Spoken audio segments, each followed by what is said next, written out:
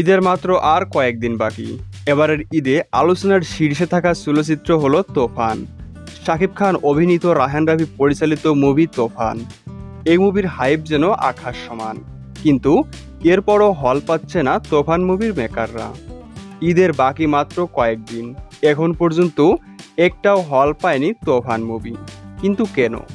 তো আজকের এই প্রতিবেদনও সেই বিষয়ে জানবো। তো চলুন আর কথা না বাড়িয়ে আজকের ভিডিওটি শুরু করা যাক।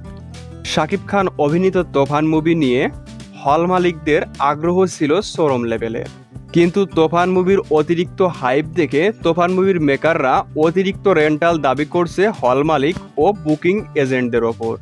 এজন্যই বেঁকে বসেছে হল মালিক ও বুকিং এজেন্টরা। গতকাল বাংলাদেশের বেশ কিছু হল মালিকদের নিয়ে আলোচনা সভার আয়োজন করে বাংলাদেশ চলচ্চিত্র প্রদর্শনী সমিতি, আর সেখানে এই কথা ওঠে। আরও ওঠে হিন্দি চলচ্চিত্র হলে চালানোর কথা। এক হল মালিক বলে, হল টিকিয়ে রাখতে হলে হিন্দি মুভি আমাদের চালাতে দিতে হবে। আরেক হল মালিক বলে, যে পরিমাণ রেন্টাল দাবি করছে তুফান মুভি, সেই পরিমাণ রেন্টাল দিয়ে মুভি চালানো সম্ভব না।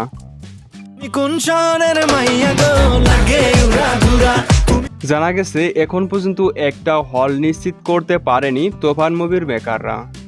এর মূল কারণ অতিরিক্ত রেন্টাল দাবি করাই। এক বুকিং এজেন্ট আমাদের জানায়, বাংলা সিনেমা ইন্ডাস্ট্রি ছোট, আমার কাছে 12টি হলের জন্য 1.5 কোটি টাকা দাবি করেছে তুফান মুভির মেকাররা। তারা কি নিশ্চিত যে তাদের মুভি ব্যবসা করবে?